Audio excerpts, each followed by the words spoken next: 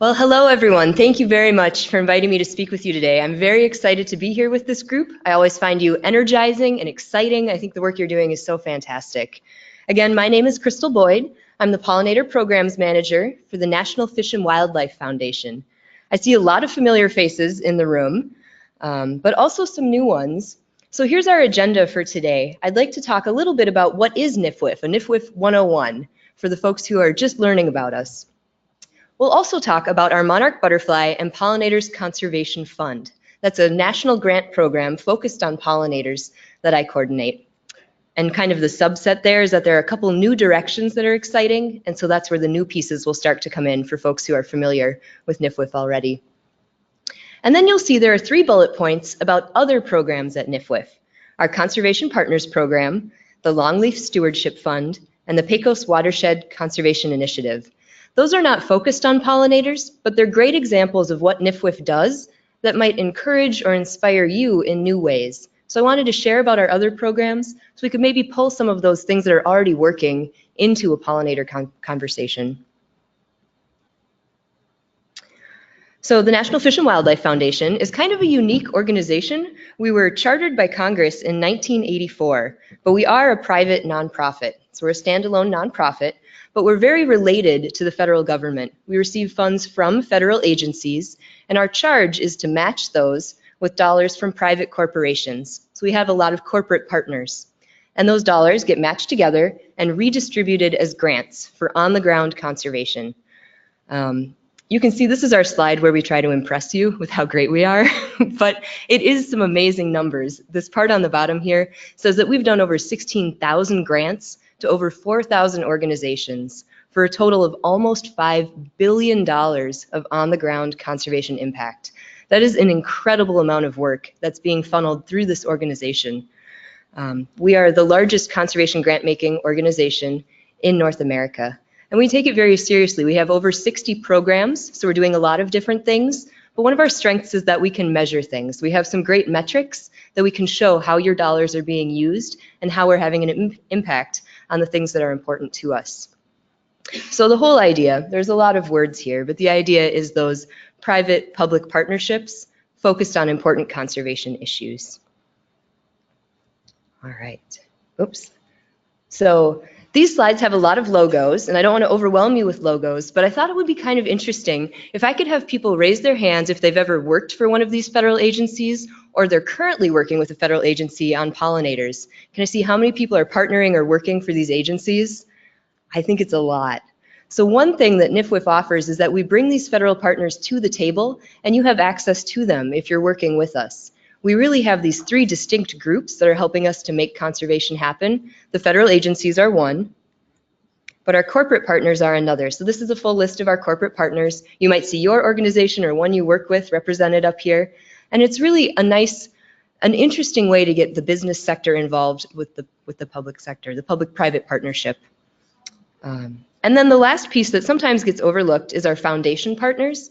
These are often very regional. They work in more of a smaller geography. And so if you are focused on a pipeline in a certain part of the country, we might be able to work with a foundation in that part of the country to draw more partners together.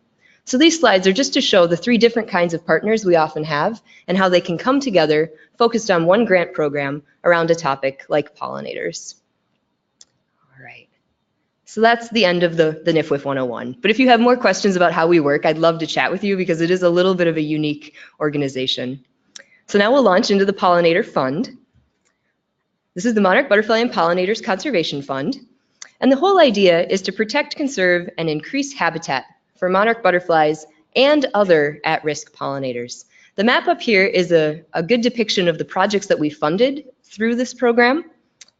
The program was started in 2015. It really kicked off with some seed money from U.S. Fish and Wildlife, but then we were able to draw in other partners to support it. So we could assemble those other donors, those other partners, to get the money in one place so we could fund that conservation work on the ground. So over the past 4 years, we've done 75 grants, awarded 75 grants. Many of those, well, some of those partners are in the room today. And that's been over $11 million. And the grantees are required to do a 1-to-1 match. So if we give them $1, they have to come up with another $1. So they've matched it with over $18 million for $30 million altogether, focused on pollinators. And so NFWF has a lot of numbers. This is the only slide where I'll read the metrics to you. But for pollinators, we've improved 175,000 acres. So they're really getting this work out there. We've collected almost 1,000 pounds of native milkweed seeds, and we're encouraging our groups to grow those up into seedlings. So we've done over 785,000 seedlings, milkweed seedlings, and held over 900 workshops. Think about how many people that is. If you get 900 workshops together, that's a lot of folks talking about pollinators, getting energized. It's really a neat way to continue to have pollinators as part of the conversation. And I'd like to just pause here and say that we have some amazing grantees. The stories that come out of this are fantastic. The human interest side of pollinators is incredible. As many of you know or are trying to work into your company newsletters, your social media posts, pollinators are an easy thing to talk about. And our grantees consistently exceed the metrics that they set for themselves. They say, I'm going to do 10 workshops, they end up doing 12. They say, I'm going to maybe improve 50 acres, they do 75. They're really consistently going above and beyond on this program, which has been fantastic to see.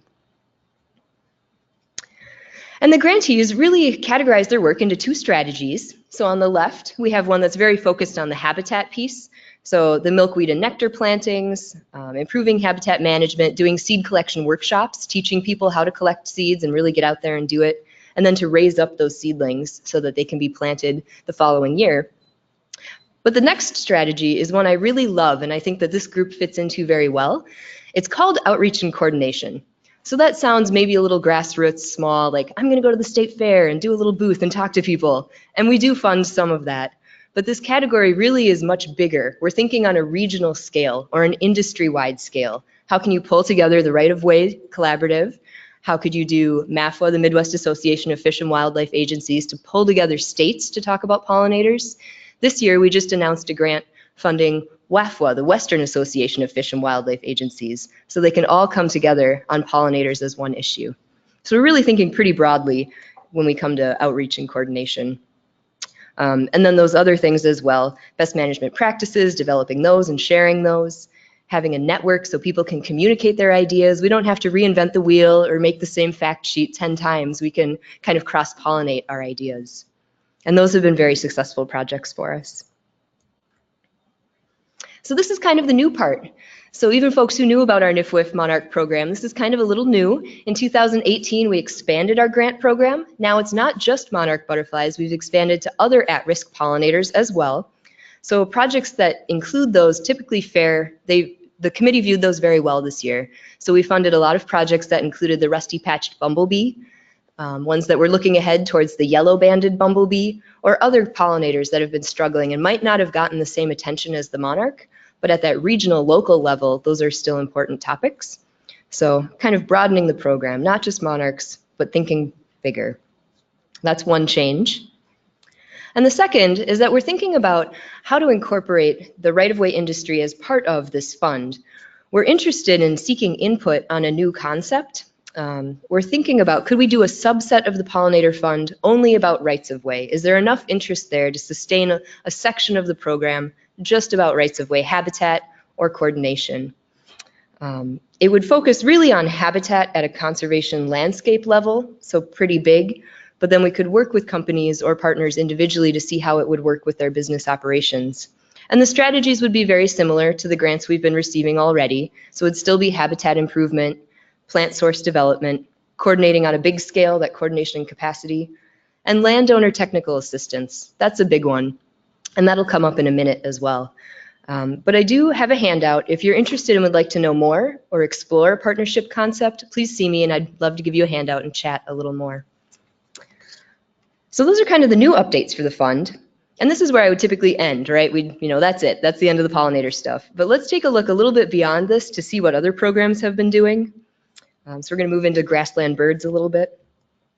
NFWF also has a Conservation Partners Program, our CPP program, and it really focuses on increasing farm bill enrollment, so helping landowners enroll in farm bill programs, create better habitat on working lands.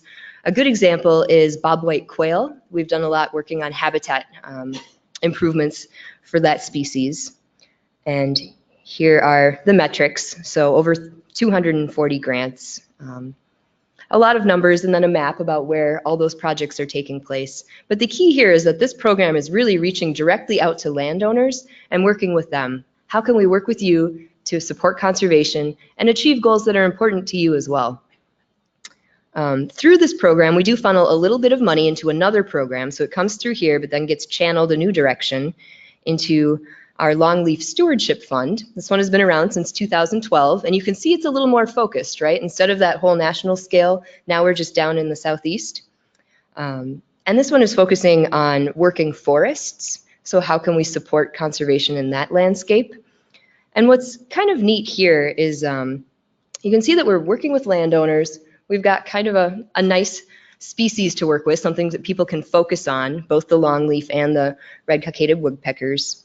But it's also a little more, it's tighter, right? When you go national, sometimes it's hard to get all those players at the table. When you're in a smaller area, you can get folks together focused on one topic, which can be really impactful.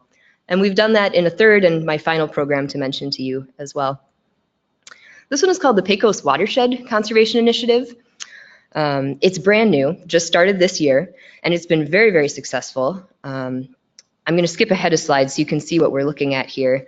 The map is a little tricky to see. It's a little pale, but that is the United States, and then there's a little red outline of where the Pecos Watershed Initiative is working. So it's another one of these smaller regional projects. But these are all of the partners who have signed on. And what's interesting here is that we had an industry that was pretty concentrated in one place, the Southwest, focused on some kind of tough conservation challenges, and they wanted to come together as a group to address that. So they all came in as a collaboration to focus on this watershed. And their goals, going back now, are to improve habitat in this area, address water scarcity, improve water quality, and engage communities. That was an important piece. These companies were coming together with a conservation initiative, but also wanted to engage the community. And I think that really, it really strikes me that this conference is very much along those same lines, groups coming together, but also wanting to reach out. So I think there are some things we could learn from this program. Because it's so new, the metrics are kind of tiny, right? They've only done 7 grants so far, but the buzz that it's generated and the input and the engagement they've had has been fantastic. So I wanted to mention that to you as well. So that wraps up kind of our brief digression into other topics. So to bring it back to pollinators, I just wanted to remind you that we're thinking about a new partnership concept. If you would like to talk to me about it, this is really the time where you could get your ideas included. We can brainstorm, we can start to move things around. If this is of interest to the industry, your input will be really critical as NFWF thinks about it. And so with that, I will wrap up, but I think I have a couple minutes for questions. Sure, yeah, let's Great. start with a Thank question you. or two. Yeah, thanks, Crystal. Yeah.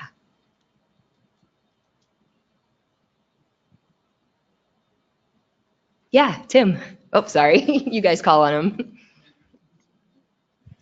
Crystal, could you explain, I guess, the type of grantees that you get? Like, I mean, how small, how large? I mean, can you talk about, like, maybe with some of your smaller projects all the way up to some of your bigger ones, just some examples? Because I'm wondering if people feel like it only has to be an organization that applies for funding, or would it be a smaller group, or just put some perspective on that. That's a great question. Thank you. So we really do run a broad spectrum of different grantees. So all the way from small nonprofits. We can also do large nonprofits, Pheasants Forever, the Nature Conservancy, Ducks Unlimited. We work with them frequently. But we even do the little small ones, a couple of Board of Water and Soil Conservation districts. We can do local municipalities, states can receive funding. So it's the nonprofits, government, universities, tribes, tribal entities can also apply. Really the only folks that we don't partner with or give grants to are individuals or private businesses. It has to be a nonprofit, government, or university education setting. And the grants vary in size. For the Monarch program, we go from $50,000 to $150,000. And there's a big gap in there. You can do different sizes of projects with that amount of funding. And one that I'm the most excited about was really on the lower end of funding this year. I think it was, I don't remember the number, so I won't say, but it was on the lower end, at least 50,000, but a little bit above that. And it's a project in Oklahoma drawing together the tribes of Oklahoma, the Native American tribes, on one topic around pollinators. They're going to collect seeds, raise seeds, engage their community. It's really a fascinating project and a great way to get a whole community brought together. And then on the bigger end, I would say we have won the Monarch Wings across the eastern broadleaf forest with Pollinator Partnership. That one's spanning a large amount of states, lots of states altogether, bringing many, many partners to the table. And so we have something for everyone, just not the super tiny organizations. That's a great question. Thank you. I'm going to quit questions here. We'll move on to our last Thank presentation before lunch. But thanks, Crystal.